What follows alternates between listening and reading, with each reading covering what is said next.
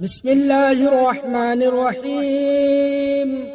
الرحمن علم القرآن، خلق الإنسان علمه البيان. الشمس والقمر بحسبان، والنجم والشجر يسجدان. والسماء رفعها ووضع الميزان،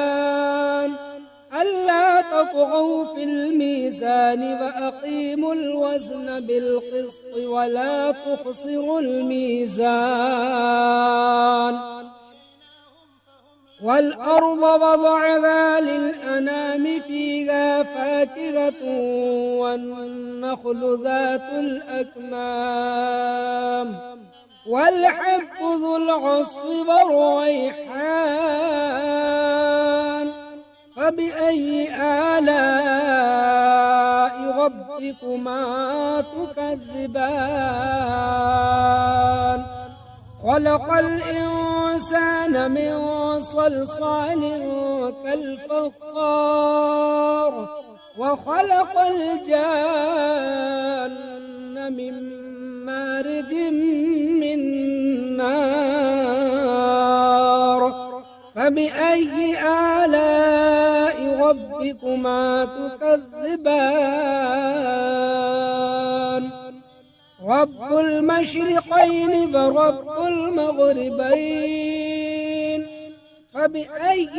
آلاء ربكما تكذبان؟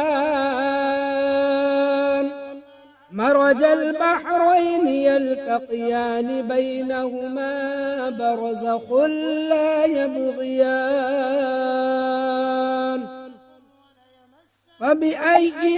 آلاء ربكما تكذبان؟ يخرج منهما اللؤلؤ والمرجان، فبأي آلاء ربكما تكذبان؟ وله الجوار المنشآت في البحر كالأعلام، فبأي آلاء ربكما تكذبان؟ كل من عليها فان، ويبقى وجه ربك ذو الجلال والإكرام. فبأي آلاء ربكما تكذبان؟ يسأله من في السماوات والأرض، كل يوم هو في شأن. فبأي آلاء ربكما تكذبان؟ سنفرغ لكم أيها الثقلان، فبأي آلاء ربكما تكذبان؟ يا معشر الجن والإنس إن استطعتم أن تنفذوا من أقطار السماوات والأرض، فانفذوا لا تنفذون إلا بسلطان. فبأي آلاء ربكما تكذبان؟ يرسل عليكما شواظ من نار ونحاس فلا تنتصران. فبأي آلاء ربكما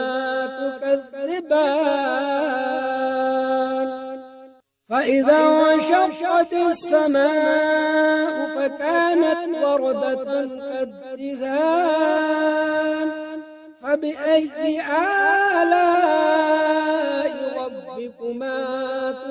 تكذبان؟ فيومئذ لا يسأل عن ذنبه إنس فبأي آلاء ربكما تكذبان يعرف المجرمون بسيماهم فيؤخذ بالنواصي والأقدام فبأي آلاء ربكما تكذبان هذه جهنم التي يكذب بها المجرمون يطوفون بينها وبين حميم آن فبأي آلاء ربكما تكذبان ولمن خاف مقام ربه جنتان فبأي آلاء ربكما تكذبان ذواتا أفنان فبأي آلاء ربكما تكذبان فيهما عينان تجريان فبأي آلاء ربكما تكذبان فيهما من كل فاكهة زوجان فبأي آلاء ربكما تكذبان متكئين على فرش بطائنها من استبرق وجنى الجنتين دان فبأي آلاء ربكما تكذبان فيهن قاصرات الطرف لم يطمثهن إنس قبلهم ولا جان فبأي آلاء ربكما تكذبان كأنهن الياقوت والمرجان فبأي آلاء ربكما تكذبان هل جزاء الإحسان إلا الإحسان فبأي آلاء ربكما تكذبان ومن دونهما جنتان فبأي آلاء ربكما تكذبان مدغامتان فبأي آلاء ربكما تكذبان فيهما عينان ضاختان فبأي آلاء ربكما تكذبان فيهما فاكهة ونخل ورمان فبأي آلاء ربكما تكذبان فيهن خيرات حسان فبأي آلاء ربكما تكذبان حور مقصورات في الخيام فبأي آلاء ربكما تكذبان لم يطمثهن إنس قبلهم ولا جان فبأي آلاء ربكما تكذبان متكئين على رفرف خضر وعبقري حسان فبأي آلاء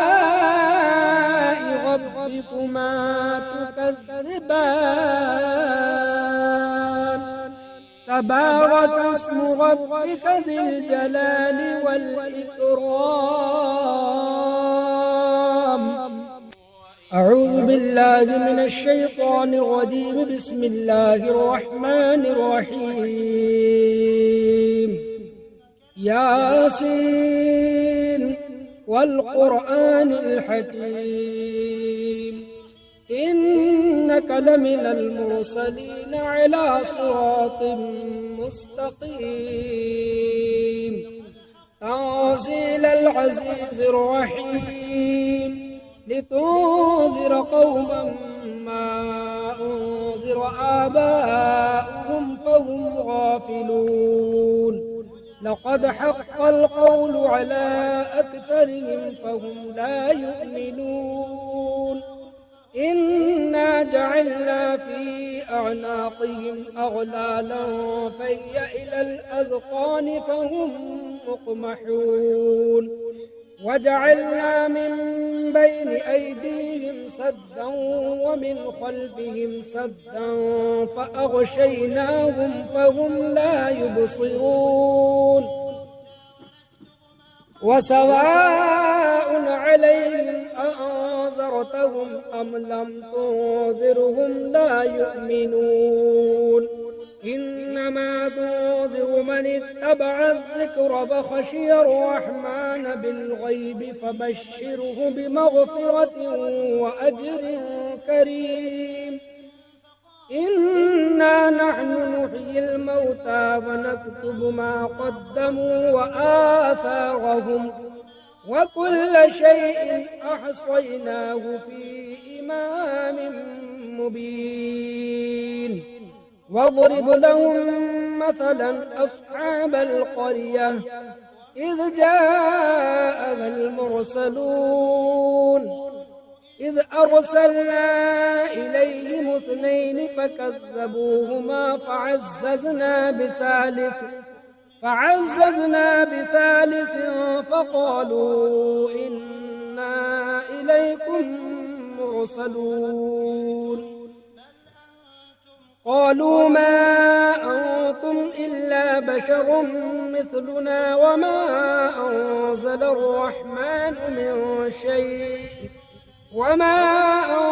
الرحمن من شيء إن أنتم إلا تكذبون قالوا ربنا يعلم إنا إليكم لمرسلون وما علينا إلا البلاغ المبين قالوا إنا تطيرنا بكم لئن لم تنتهوا لنرجمنكم وليمسنكم منا عذاب أليم قالوا طائركم معكم أئن ذكرتم بل أنتم قوم مسرفون وجاء من أقصى المدينة رجل يسعى قال يا قوم اتبعوا المرسلين اتبعوا من لا يسألكم أجرا وهم مهتدون وما لي لا أعبد الذي فطرني وإليه ترجعون أأتخذ من دونه آلهة إن يردني الرحمن بضر لا تغن عني شفاعتهم شيئا ولا ينقذون إني إذا لفي ضلال مبين إني آمنت بربكم فاسمعون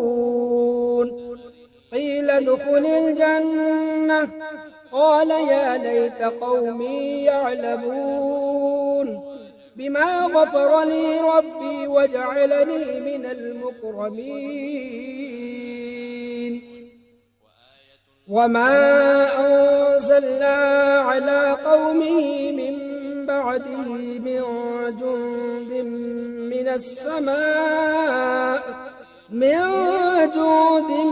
من السماء وما كنا منزلين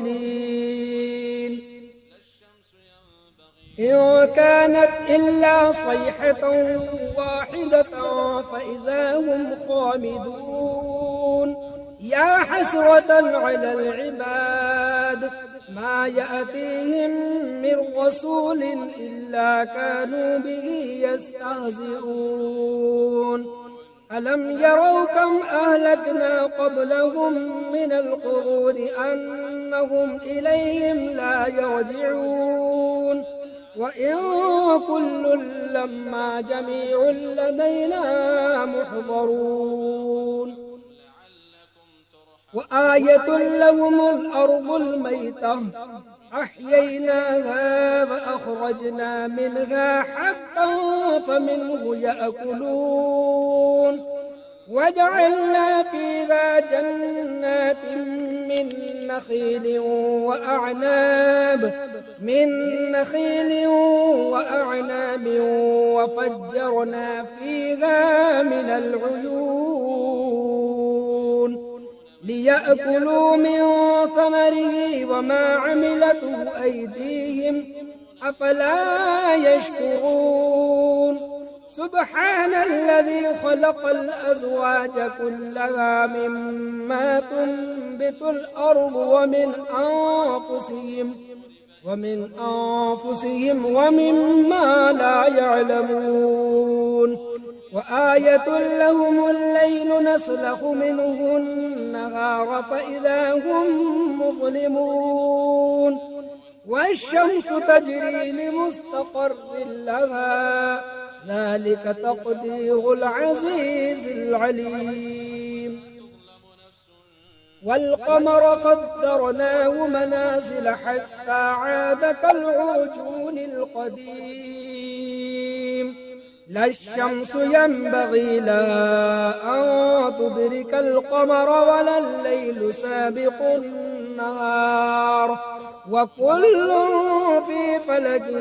يسبحون وآية لهم أنا حملنا ذريتهم في الفلك المشحون وخلقنا لهم من مثله ما يركبون وإن نشأ نغرقهم فلا صريخ لهم ولا هم ينقذون إلا رحمة منا ومتاعا إلى حين وإذا قيل لهم اتقوا ما بين أيديكم وما خلفكم لعلكم ترحمون وما تأتيهم من آية من آيات ربهم إلا كانوا عنها معرضين وإذا قيل لهم أنفقوا مما رزقكم الله قال الذين كفروا للذين آمنوا أنطعم من لو يشاء الله أطعمه إن أنتم إلا في ضلال مبين ويقولون متى هذا الوعد إن كنتم صادقين ما ينظرون إلا صيحة واحدة تأخذهم وهم يخصمون فلا يستطيعون توصية ولا إلى أهلهم يرجعون ونفخ في الصور فإذا هم من الأجداث إلى ربهم ينسلون قالوا يا ويلنا من بعثنا من مرقدنا هذا ما وعد الرحمن وصدق المرسلون إن كانت إلا صيحة واحدة فإذا هم جميع لدينا محضرون فاليوم لا تظلم نفس شيئا ولا تجزون إلا ما كنتم تعملون إن أصحاب الجنة اليوم في شغل فاكهون هم وأزواجهم في ظلال على الأرائك متكئون لهم فيها فاكهة ولهم ما يدعون سلام قولا من رب رحيم وامتازوا اليوم أيها المجرمون ألم أعهد إليكم يا بني آدم ألا تعبدوا الشيطان إنه لكم عدو مبين وأن اعبدوني هذا صراط مستقيم ولقد أضل منكم جبلا كثيرا أفلم تكونوا تعقلون هذه جهنم التي كنتم توعدون اصلوها اليوم بما كنتم تكفرون اليوم نختم على أفواههم وتكلمنا أيديهم وتشهد أرجلهم بما كانوا يكسبون ولو نشاء لطمسنا على أعينهم فاستبقوا الصراط فأنى يبصرون ولو نشاء لمسخناهم على مكانتهم فما استطاعوا مضيا ولا يرجعون ومن نعمره ننكس في الخلق أفلا يعقلون وما علمناه الشعر وما ينبغي له إن هو إلا ذكر وقرآن مبين لينذر من كان حيا ويحق القول على الكافرين أولم يروا أنا خلقنا لهم مما عملت أيدينا أنعاما فهم لها مالكون وذللناها لهم فمنها ركوبهم ومنها يأكلون ولهم فيها منافع ومشارب أفلا يشكرون واتخذوا من دون الله آلهة لعلهم ينصرون لا يستطيعون نصرهم وهم لهم جند محضرون فلا يحزنك قولهم إنا نعلم ما يسرون وما يعلنون أولم ير الإنسان أنا خلقناه من نطفة فإذا هو خصيم مبين وضرب لنا مثلا ونسي خلقه قال من يحيي العظام فهي رميم قل يحييها الذي أنشأها أول مرة وهو بكل خلق عليم الذي جعل لكم من الشجر الأخضر نارا فإذا أنتم منه توقدون أوليس الذي خلق السماوات والأرض بقادر على أن يخلق مثلهم بلى وهو الخلاق العليم إنما أمره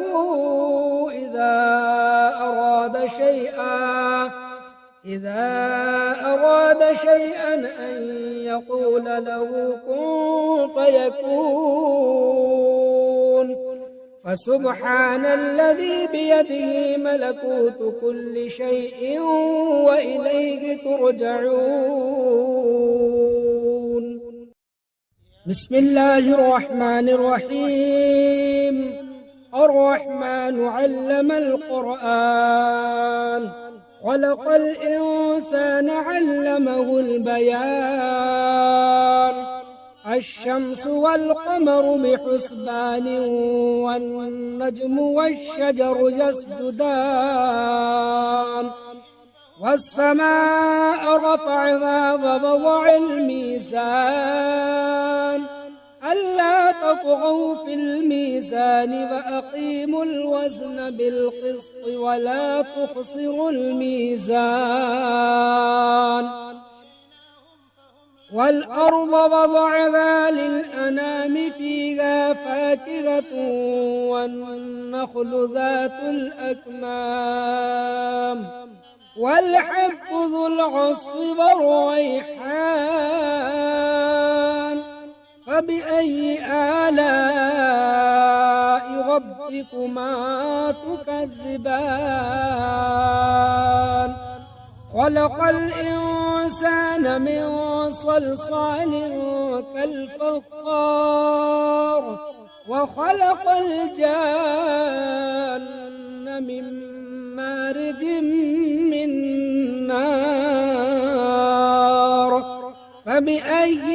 آلاء ربكما تكذبان؟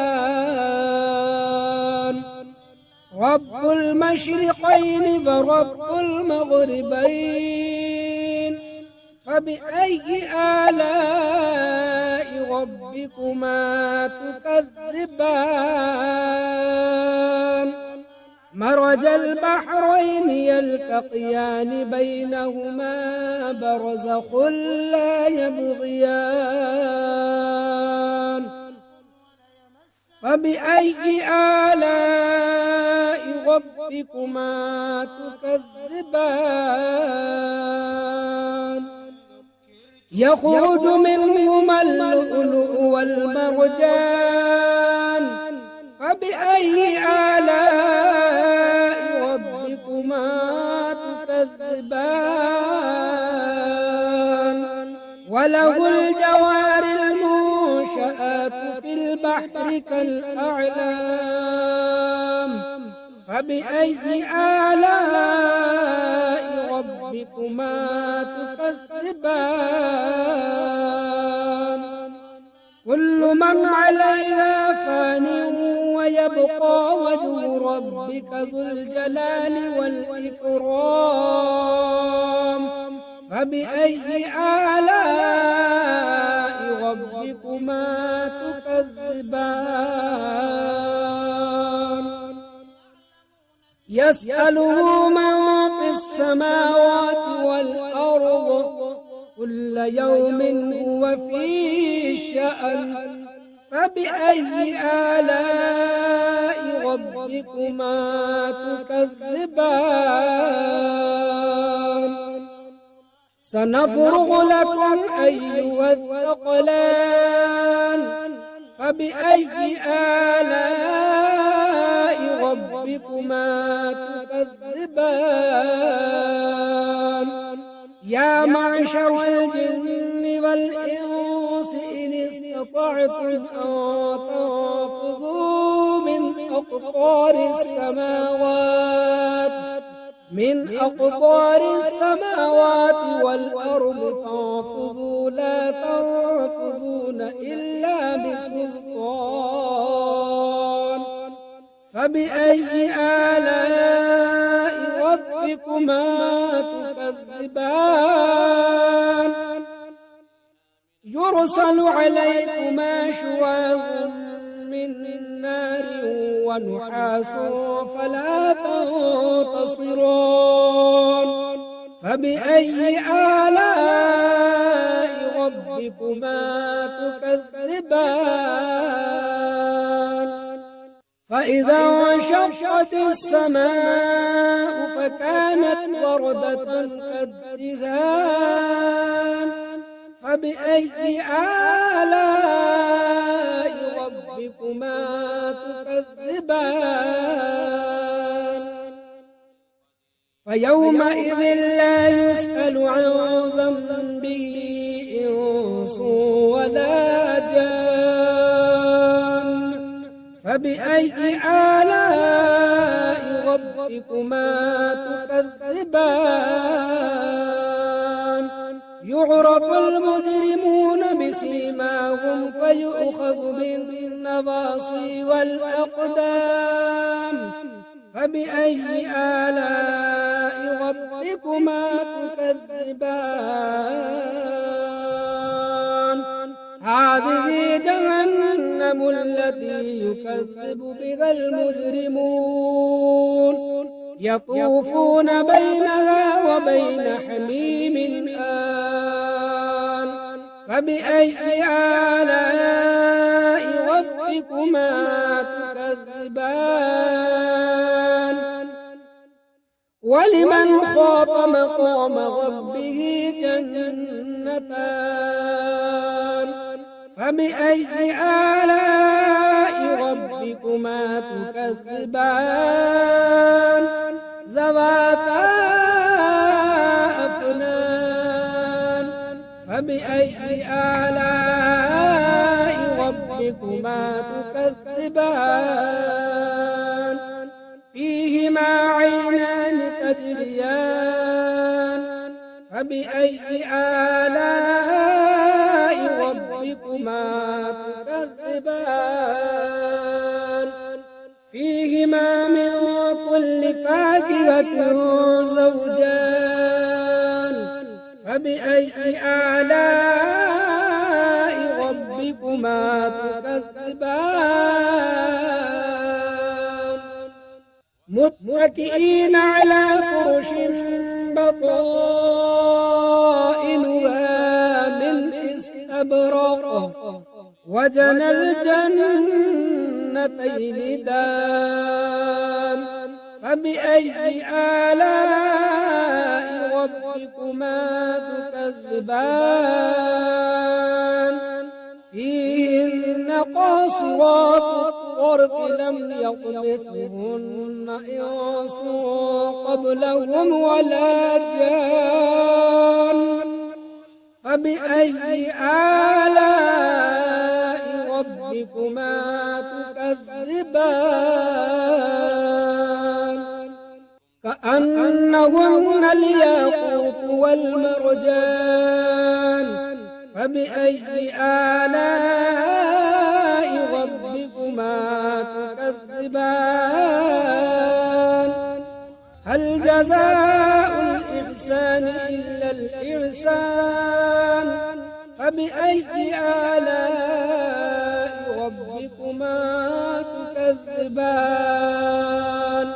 ومن دونهما جنتان فبأي آلاء ربكما تكذبان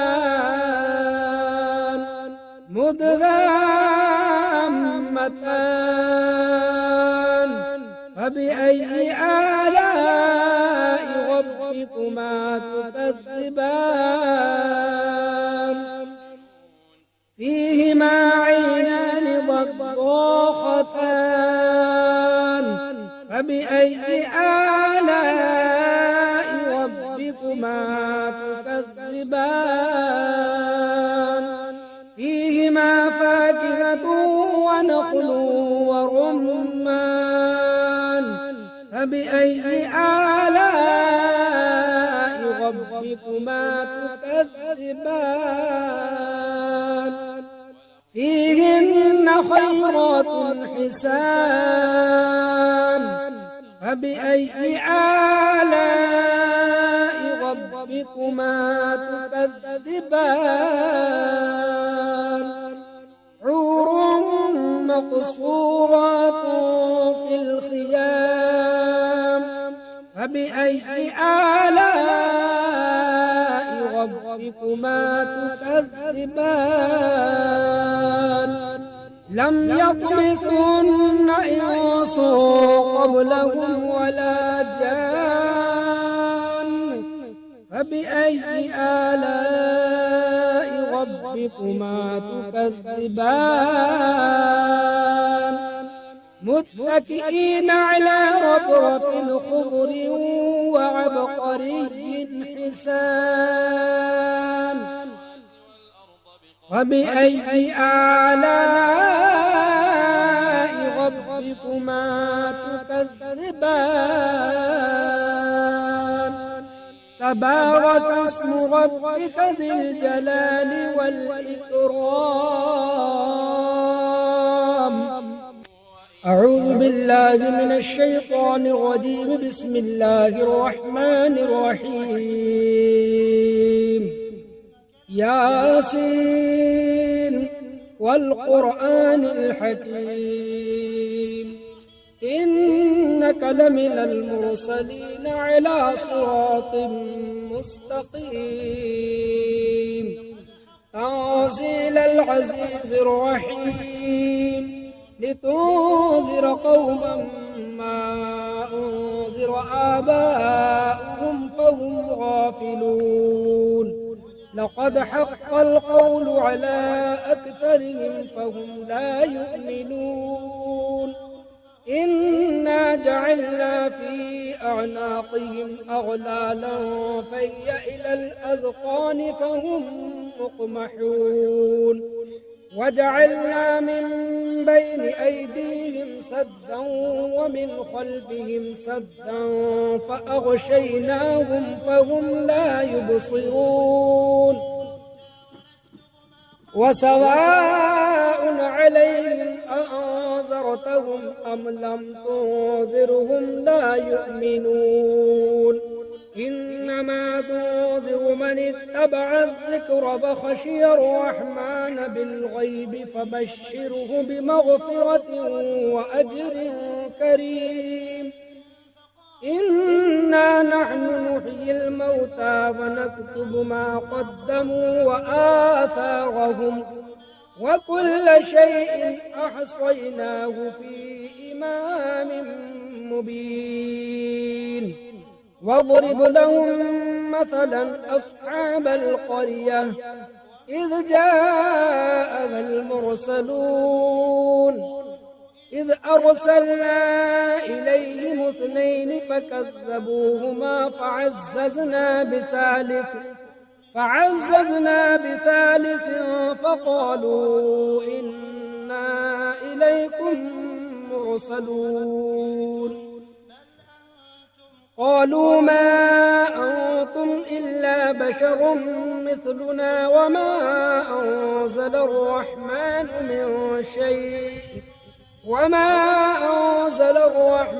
من شيء إن أنتم إلا تكذبون قالوا ربنا يعلم إنا إليكم لمرسلون وما علينا إلا البلاغ المبين قالوا إنا تطيرنا بكم لئن لم تنتهوا لنرجمنكم وليمسنكم منا عذاب أليم قالوا طائركم معكم أئن ذكرتم بل أنتم قوم مسرفون وجاء من أقصى المدينة رجل يسعى قال يا قوم اتبعوا المرسلين اتبعوا من لا يسألكم أجرا وهم مهتدون وما لي لا أعبد الذي فطرني وإليه ترجعون أأتخذ من دونه آلهة إن يردني الرحمن بضر لا تغن عني شفاعتهم شيئا ولا ينقذون إني إذا لفي ضلال مبين إني آمنت بربكم فاسمعون قيل ادخل الجنة قال يا ليت قومي يعلمون بما غفر لي ربي وجعلني من المكرمين وما أنزلنا على قومه من بعده من جند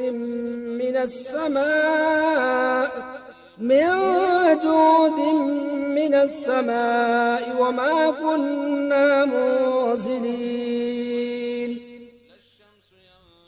إن كانت إلا صيحة واحدة فإذا هم خامدون يا حسرة على العباد ما يأتيهم من رسول إلا كانوا به يستهزئون ألم يروا كم أهلكنا قبلهم من القرون أنهم إليهم لا يرجعون وإن كل لما جميع لدينا محضرون